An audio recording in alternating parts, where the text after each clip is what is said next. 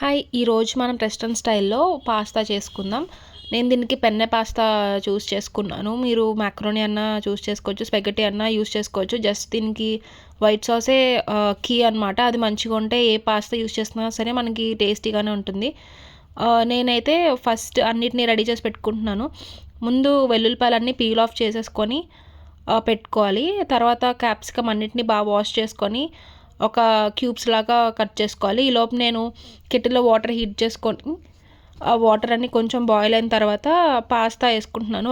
దానికొకటి stick అవ్వకుండా ఉండడం కోసం నేను కొంచెం ఒక హాఫ్ స్పూన్ అంత గీ వేసుకొని ఈలోపు నేను వీటినన్నిటిని స్మాల్ పీసెస్గా చాప్ చేసుకుంటున్నాను. వెల్లుల్లిపాయలన్నీ ఈజీగా అంత పెద్ద కత్తి ఉంటే ఈజీగా చాప్ చేసేసుకోవచ్చు. అండ్ నేను చిల్లీ ఫ్లేక్స్ కూడా రెడీ చేసి పెట్టుకున్నాను.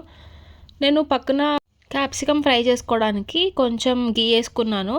నార్మల్గా అయితే వైట్ సాస్ చేస్తున్నప్పుడు డైరెక్ట్గా వేసేసి ఫ్రై చేస్తారు. ఇట్లా చేస్తే మనకి కొంచెం టేస్ట్ ఎన్హాన్స్ అవుతుంది.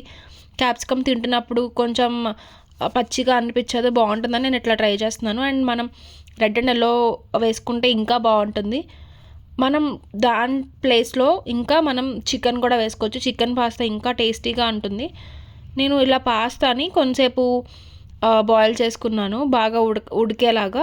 అండ్ పాస్తా వచ్చేసి మనం గీ వేసుకుంటే ఒకదానికొకటి స్టిక్ అవ్వదు. మేము వచ్చేసి 500 గ్రామ్స్ పాస్తా చేసుకున్నాము.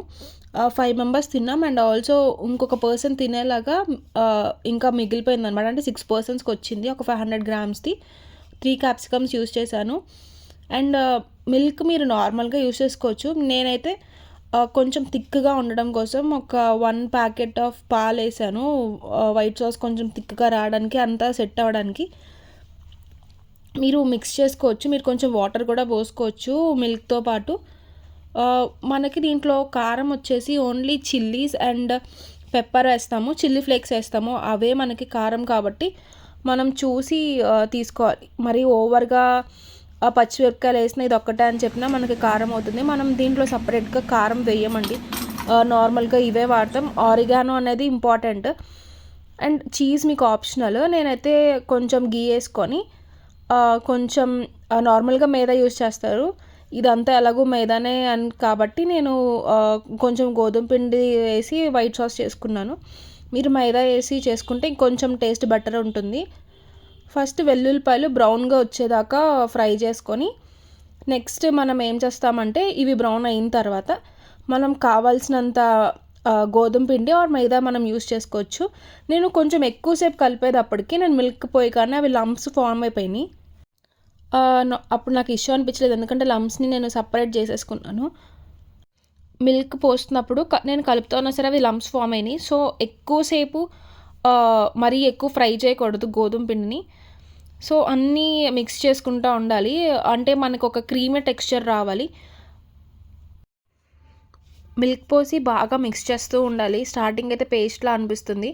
తర్వాత మనకి ఎక్కువ లిక్విడ్లా అనిపించినా ఏం పర్లేదు, కొంతసేపటికి అదే దగ్గర పడిపోతుంది. అండ్ పాస్తా వేయగానే ఇంకొంచెం దగ్గర పడిపోతుంది. అంతా మిక్స్ చేసిన తర్వాత మనం కొంతసేపు క్యాప్సికమ్ వేసి ఉంచాలి. ఎందుకంటే ఆ ఫ్లేవర్ అంటే క్రీమ్కున్న ఫ్లేవర్ అంతా దీనికి వచ్చేలాగా. అండ్ నేను కొంచెం బాయిల్ అయినా అంటే మరీ ఓవర్గా కుక్ అయిపోతే మనం వైట్ సాస్లో వేయగానే అది బాగా మెత్తగా అయిపోతుంది, బాగా సాగి అయిపోతాయి. సో నేను ఉడకబెట్టిన పాస్తాని దాంట్లో వేస్తున్నాను. నార్మల్గా నేను సంజు రెస్టారెంట్కి వెళ్ళి పాస్తా తీసుకుంటే మాకు పర్ పర్సన్కి 600 తీసుకున్నారు. లిమిట్గా సర్వ్ చేశారు. అండ్ మనకైతే ఇది 300లోనే మనకి ఇంగ్రీడియంట్స్ అన్నీ వస్తాయి. ఇంకా ఇంగ్రీడియంట్స్ ఉంటాయి, అంటే చీజ్ కానీ మనకి ఎంత సరిపోతే అంత వేసుకుంటాము. ఆరిగానో అట్లానే ఉంటుంది. ఎంత చేసుకున్నా సరే మనకి 300, 350లో మనకి పాస్తా రెడీ అయిపోతుంది. చాలా యమ్మీగా మనం ఇంట్లోనే తినచ్చు. అంటే వాళ్ళు ఏ ఇంగ్రీడియంట్స్ వేస్తారో కూడా మనకి డౌటే కదా. ఇంకా మనం వెజ్జీస్ క్యాప్సికమ్తో పాటు స్వీట్ కార్న్ వేసుకున్నా బాగుంటుంది. If you like this recipe please subscribe to my channel. Bye.